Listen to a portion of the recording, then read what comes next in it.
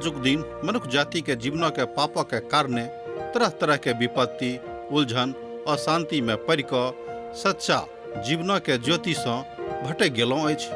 हुनका नहीं मालूम छनि कि जीवन के नीक ज्योति की अछि। यह लेल TWR इंडिया आशक इजोत कार्यक्रम के लऽ कऽ अहाँ के बीच में प्रस्तुत कऽ रहल छथिन कि सब जनजीवन के उद्देश्य के समझ कऽ जीवनक ज्योति में आगाँ भऽ सकी आ परमेश्वरक संग हुनका मिलाप भऽ जाय। यह बाइबलक सिलसिलेवार अध्ययन पर आधारित अछि। कृपया कऽ अहाँ देखू, सुनू, परमेश्वर अहाँ के जनजीवन के ज्योति आ इजोत ठहरेक। आशा की ज्योत मैथिली कार्यक्रम में हम अहाँ के एक बेर आर स्वागत कर रहल छी। विश्वास करैत छी जे अहाँ सब खूब नीक सँ होयब। हमर भाई बहिन, हमरा लोकनि परमेश्वरक वचनक अध्ययन क्रमबद्ध रूपे अखन कऽ रहल छी। अहाँक लेल बा हमरा लेल एकटा ई महान अवसर अछि। एहि नवम अध्याय में जे बड़ रुचिकर अध्याय थिक, एहि अध्याय में मात्र हारूनक याजकीय मानसिकताक ने मुदा हुनक राजकीय या याजकीय दुनू भावनाक एहिठाम बतायल गेल छैक कि हुनका कोना के व्यवहार करबाक चाही अपन प्रजाक साथ आ अपन जे मालिक छथि, जे राजा छथि अर्थात प्रभु के साथ कोन तरह व्यवहार करबाक चाही। सत्य रूपे हमर भाई बहिन, एहि परमेश्वरक राजा तऽ पिता परमेश्वर स्वयं छथि। बा एहि बातक केना बुझियौ कि एहि संसारक सत्य रूपे राजा स्वयं पिता परमेश्वर थिकाहा। तहन एकटा छोट प्रार्थनाक साथ आजुक अध्ययन आरंभ करब। हे सर्वशक्तिमान, दयालु, परम अनुग्रहकारी, कृपामयी, दयामयी परमेश्वर, प्रभु जी, हम अहाँक धन्यवाद दऽ रहल छी पिता, जे अहाँ महान थिकौ। प्रभु जी, हम अहाँक धन्यवाद दै छी एहि बातक लेल जे प्रभु जी अहाँक वचनके हमरा लोकनि सीख रहल छी। प्रभु जी, अपन ज्ञानसँ, अपन शक्तिसँ हमरा सबके प्रभु अहाँ परिपूरित करू, जाहिसँ प्रभु अहाँक वचनक हमरा लोकनि नीकसँ सीख सकी। विशेष रूपे प्रभु जी, हम अपन श्रोता भाई बहिनीक लेल प्रार्थना कऽ रहल छी। हुनका मन में प्रभु जँ कोनो तरहक विषाद छनि, जँ केओ बीमार छथि, जँ केओ रोजी रोजगारक लेल प्रभु जी परेशान छथि, जँ केओ अस्पताल में छथि, प्रभु जी जँ केओ घाटा में पड़ल छथि, प्रभु जी ओहि सब भाई बहिनीक प्रभु जी अहाँ दया करू, हुनका ऊपर अहाँ दया करियौन प्रभु जी, जाहिसँ हुनका जिंदगी में परम शांतिक अनुभूति हुए ने। एहि छोट प्रार्थना का हम अपन उद्धारकर्ता यीशु क्रिस्त के नाम से मांग रहल छी, आमीन। अब आजुक अध्ययनक जे किछु मुख्य बात अछि तकरा अहाँ लिख लिअ, हम पढ़ि रहल छी। पहिल बात छल, हारून अपन सेवकाईक तैयारी कऽ रहल छथि। दोसर बात, हारून पाप बलि चढ़ेबाक लेल तैयार छथि। हारून होम बलिक बलिदान चढ़ाबैत छथि। चारिम बात, हारून अन्न बलि चढ़ाबैत छथि। आ पाँचम बात अछि, हारून अपन लोकक अभिषेक करैत छथि आ अपन पिता परमेश्वरक महिमाक गुणगान आ तकर बखान करैत छथि। हमरा ई पाँचम बात सबसँ नीक लागल कि जे भक्त प्रभुक गुणगान आ हुनक बखान करैत छथि, एहिसँ कोनो और दोसर नीक बात नहि भऽ सकैत छै। हमर भाई बहिन, एहि संसार में रहैत काल में हमरा सब तरह तरहक बात देखैत छी वा करैत छी, मुदा ई कोना भऽ सकैत छै जाबे धरि पिता परमेश्वर हमरा सभक संग नहि छथि। हमर भाई बहन, मुदा हमरा लोकनि भऽ सकैत छै जे अभिषिक्त भऽ जाय, मुदा एहिके बादो हमरा लोकनि पाप कऽ सकैत छी। जेना हमरा लोकनि इस्राएली के पहिल राजा के दिस जँ देखब तो अभिषिक्त छलाह, एहिके बादो हुनकासँ पाप भेलनि। एकर मतलब यह भेल कि जँ हमरा लोकनि एकटा सतर्कताक जिंदगी नहि बिताएब तऽ हमरा सबसँ पाप भऽ सकैत छै। तै प्रभु परमेश्वर याजकीय जिंदगी में हारून के बातक बता रहल छथि कि अहाँ कोना के याजकीय जिंदगी आरंभ करबाक अछि, अहाँ कोना के अपन राजाक सेवा करब, अपन प्रभुक सेवा करब। एहिठाम राजासँ अर्थ अछि प्रभुसँ, दोसर अर्थ अहाँ नहि लगायब। तहन मूसा एहि तरहक आज्ञा हुनका दऽ रहल छथिन। आ आठम दिन मूसा हारून आ हुनक पूत सभक और इस्राएली धर्मवृद्धक बजा कऽ हारूनसँ कहलनि, पाप बलिक हेतु एकटा निर्दोष बछड़ा और होम बलिक हेतु एकटा निर्दोष मेढ़ा के लऽ कऽ भेंट चढ़ायब। एहि बातक अहाँ नवम अध्याय के 1 आ 2 पद में पढ़ि सकलहुँ हैं। ई सबटा काजक प्रभुक आज्ञा पर कयल गेल छै। ओ सब ओहि 7 दिनक सबटा बातक विशेष रूपे बतायल गेल छै।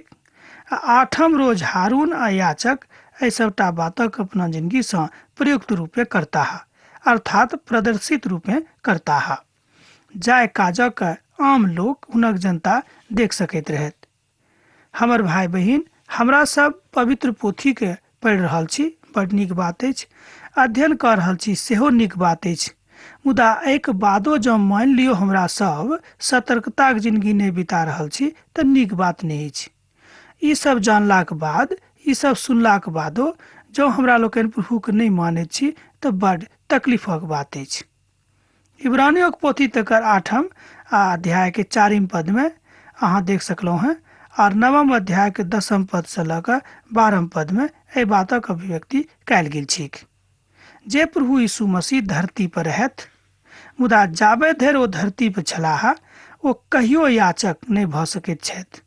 मुदा जहन ओ पुनरुत्थानक बाद स्वर्ग में पिताक लग दहिना हाथ जाके बैस गेलखिन, ओतऽ ओ जाके महायाचक बनि गेलखिन। अर्थात प्रभु यीशु मसीह हमरा सभक लेल महायाचक बनि कऽ पिताक दहिना दिस विराजमान छथि। एहिसँ नीक बात आर की भऽ सकैत छै? किएक तऽ प्रभु यीशु मसीह मनुखक देह धारण कर कऽ एहि संसारमे छलाह, तहन मनुख जातिक समस्यासँ, हुनक भावनासँ, हुनक अभिव्यक्तिसँ, हुनक दुखसँ, हुनक विषादसँ ओ पूर्ण रूपेण परिचित छलाह। इसराइली लोकसँ ई बाजियोक जे अहाँ पाप बलिक हेतु एकटा पशुक आनब आ तकर होम बलिक हेतु एकटा और पशुक आनब आ तकर अहाँ चढ़ेबैक, या लेकिन ओहि वस्तुके एहिठाम निर्दोष होयबाक आज्ञा देवल गेल छैक। मान लियो जँ ओ पशु कोनो तरह निर्दोष अछि तहने हुनका चढ़ायब, मुदा जँ ओ दोषी अछि तहन हुनका अहाँ नहि चढ़ायब। मोम बलिक हेतु प्रभुके सन्मुख चढ़ेबाक हेतु एकटा एहिठाम पशुके सेहो आनैक आज्ञा देवल गेल छनि, और तेलसँ सौनल मैदाके एकटा अन्य बलिक सेहो एहिठाम लिखल गेल छैक। आजुक दिन प्रभु अहाँके दर्शन देताह। मान लियो एहि बातक आज्ञा हुनका देवल गेलनि, एहिके बादो जँ ओ एहि बातक नहि करतथिन तऽ हुनका कतऽ एहि बातसँ भेंट हेतियैक। हमर भाई बहिन, की अहाँ एहि बातक बुझि रहल छी? हम सोचै छी जे अहाँ बुद्धियार छी, अहाँ जरूर बुझि रहल छी। मान लियो प्रभु आज्ञा देलखिन, अहाँके बता देलखिन, एहिके बादो जँ अहाँ ई बात अहाँ अपन जिंदगीमे नहि कऽ रहल छी तेकर मतलब इएह भेल कि अहाँ प्रभुके नहि मानैत छियनि। आरंभक काल में दोख बलिक ऊपर विशेष चर्चा कयल गेल छैक, मुदा बादक इतिहास में एहि बातक उद्ग्रहण आबैत अछि। तहन अब किछु पदक देखब आ हमरा लोकनि बुझब। आर जाय जाय वस्तुक आज्ञा मूसा देलनि, ओहि ओहि सबटा वस्तुक ओ सब मिलाप बला तंबूक आगू लऽ आनलखिन, आ समस्त मंडली आबि कऽ प्रभुक समीप ठाढ़ भऽ गेलीक। तहन मूसा कहलनि, ई वह काज थिक जाय काजा करबाक आदेश प्रभु देने छलाह, जे अहाँ सब या करू आ प्रभुक महिमा तेज अहाँके दिखाई पड़त। एक बेर एहि पदक हम सोचै छी कि और पढ़ब। तहन मूसा कहलनि, ई वह काज थिक जाय काजा करबाक आदेश प्रभु देने छलाह, जे अहाँ सब यह करू आ प्रभुक महिमाक तेज अहाँके दिखाई पड़त। एहि बातक अहाँ 5म आ 6म पद में देख सकैत छी। अर्थात प्रभुक जँ अहाँ देखैके इच्छा राखैत छी, हुनक तेजक जँ अहाँ अपन जिंदगीमे अनुभूति करबाक इच्छा राखैत छी तऽ प्रभुक आज्ञाके अहाँ मानय पड़त। परमेश्वरक एकटा भक्त कहैत छथि कि एकटा वैज्ञानिकके मनमे एहि बातक ऊपर संदेह भऽ गेलनि कि एहि संसारक रचयिता केओ नहि छथि। तहन हुनका एहि बातक प्राप्तिक हेतु, जानकारीक हेतु हुनका एकटा प्रज्ञा करऽ पड़लनि। ओ प्रज्ञा छल कि प्रभु छथि, एहि बातक हमरा लोकनि कोना मानी। तहन हुनका जिंदगीमे एक बेर एहि बातक अनुभूति भेलनि। ओ बीमार पड़ि गेलाह, मुदा हुनक बीमारीक कतहु कोनो तरहक इलाज नहि रहनि। तहन एकटा भक्त हुनका आबि कऽ कहलखिन कि यौ, अहाँ तऽ बहुत विद्वान आ पैघ लोक छी, आब हमरा अहाँ प्रार्थना करऽ दिअ, आ हम विश्वास करै छी जे अहाँ नीक भऽ जायब। तहन ओ छोट भक्त, हुनका आगूमे किछो नहि रहथि, ओ प्रभुसँ गिड़गिड़ा कऽ प्रार्थना करलखिन कि यौ प्रभु, हमर भाइके अहाँ ठीक कऽ दियौक। आ प्रभु हुनक प्रार्थना के सुनि कऽ हुनका नीक कऽ देलखिन। ओ नीक भऽ गेलाह। तहन ओहि वैज्ञानिक भाई के बातक ऊपर विश्वास भेलनि कि प्रभु एहि संसारक रचयिता छथि। आ एतबे ने हुनका एक बातक और विश्वास भेलनि कि प्रभुक नियंत्रण संपूर्ण भूमंडल पर छनि, अर्थात संपूर्ण सृष्टि पर छनि। आजुक दिन एहि संपूर्ण सृष्टिक मालिक वह छथि। तहन देखियौ हमर भाई बहिन, एहि तरहक अनुभूति अहूँके भऽ सकैत अछि जँ अहाँ प्रभुक ऊपर एतेक विश्वास राखैत छी। हारून पाप बलि के चढ़ाबैत छथि। एहि विषयक ऊपर अहाँ 8 पद सँ लऽ कऽ 11 पद धरि चर्चा कऽ सकलहुँ हँ वा पढ़ि सकलहुँ हँ। ओतऽ बतायल गेल छै कि हारून के जे सब आज्ञा पिता परमेश्वर देलखिन वएह सब ओ करलखिन, अर्थात हारून एहि रीति सँ पिता परमेश्वरक सेवकाई आरंभ कऽ रहल छथि, वा एना कहियो कि कऽ चुकल छथि। जे किछु हुनका आज्ञा भेटलनि वएह जेना मूसा करैत रहथि, आब वएह सबटा काज हारून करनाइ आरंभ कऽ देलखिन। हारून होम बलिक विधानक विषय में एहिठाम बतायल गेल छै। तहन हमरा लोकनि देखब तम होम बलिक पशुक बलिदान कयल गेलै। हारूनक पूत सब सोनीतक हुनका हाथ में देलनि और ओहि सोनीतक वेदीक चारू कात छीटल गेलनि। तहन ओ होम बलिक दुबारा एना कहियो टुकड़ा टुकड़ा कऽ देलखिन आ तकरा ओ सेहो एहिठाम सँ लऽ गेलथि। आब कनिटा एहिठाम एहि बातक हमरा लोकनि देखब, कनि हाँ कनिक एहि बातक अलग नहि बुझबै।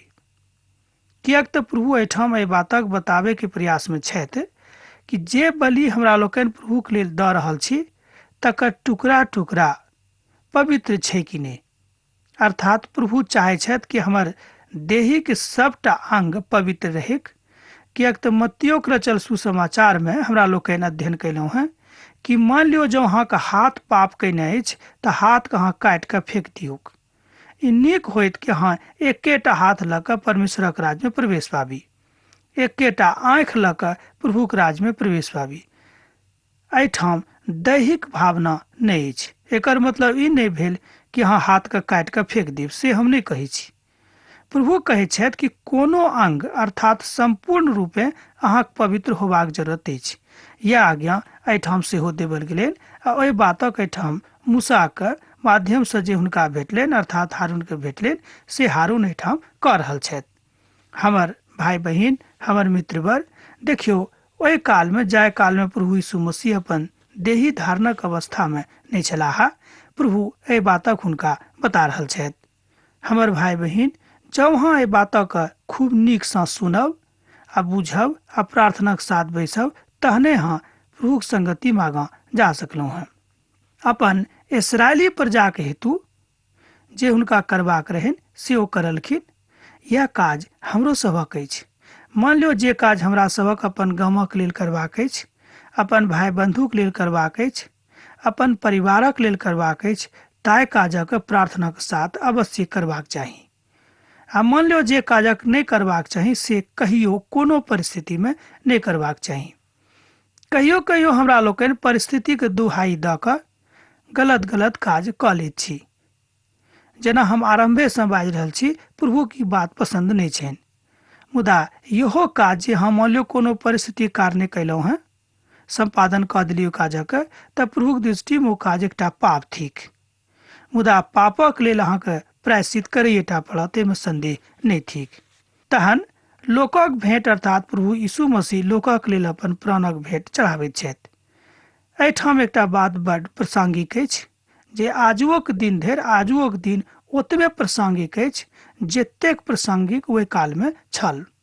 प्रभु यीशु मसीह अपन देही के, अपन संपूर्ण देही के हमरा सभक लेल चढ़ा दऽ छथिन, जाहिसँ संपूर्ण मनुष्य जाति उद्धारक प्राप्त पाबैक।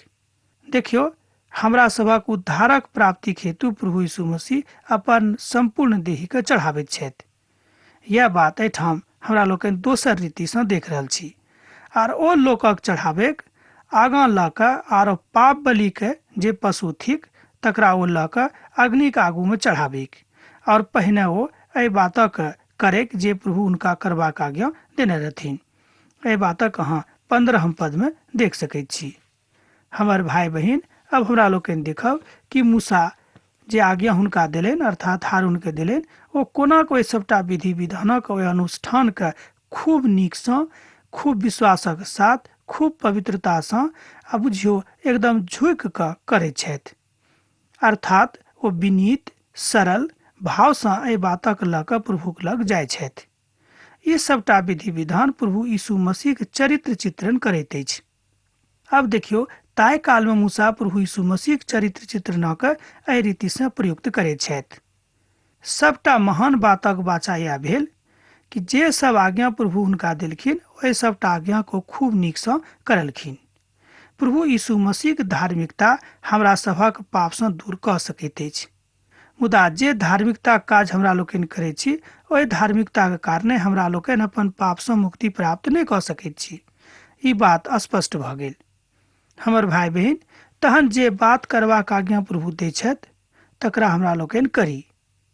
दोसर कुरिन्थियोक पोथी तकर 5 अध्याय के 21 पद में एहि बातक बतायल गेल छै। पाप बलिक बलिदान पापक मुक्तिसँ निवारण करबाक बात बता रहल अछि। मसीह अपन देहिक ऊपर संसारक पाप उठा कऽ क्रूसक ऊपर चढ़ि गेलाह, जाहिसँ समस्त प्राणी मात्र उद्धार प्राप्त करेक। पवित्र पोथी में देखियो बड़ स्पष्ट जकाँ एहि बातक बतायल गेल अछि, जकरा हम अखन पढ़ि कऽ अहाँके सुनेलहुँ हँ। हमर भाई बहिन, पवित्र पोथी खोलि कऽ राखने रहब, एम्हर उम्हर नहीं जायब। हमरा लोकनि अब देखैत छी मेल बलिक ऊपर अर्थात शांतिक बलिक ऊपर हमरा लोकनि देखैत छी, किएक तऽ महायाजक के ई सबटा बलि चढ़ेबाक के अधिकार प्रभु देलनि। मूसा को नहीं देलखिन, ओ महायाजक के देलखिन। आ महायाजक ओहि काल में जे छलाह हारून छलाह। एहि विषय वस्तुक ऊपर अहाँ 17 पदसँ लऽ कऽ 21 पद धरि पढ़ि सकलहुँ हँ, मनन कऽ सकलहुँ हँ। अखन हुनका लग हमरा लोकनि जाकऽ देखैत छी तऽ हमरा लोकनि पायब। अखन के अर्थ भेल कि जँ अखन हमरा सब परमेश्वरक वचनक देखब तऽ एहि बातक सीख सकलहुँ हँ वा पढ़ि सकलहुँ हँ।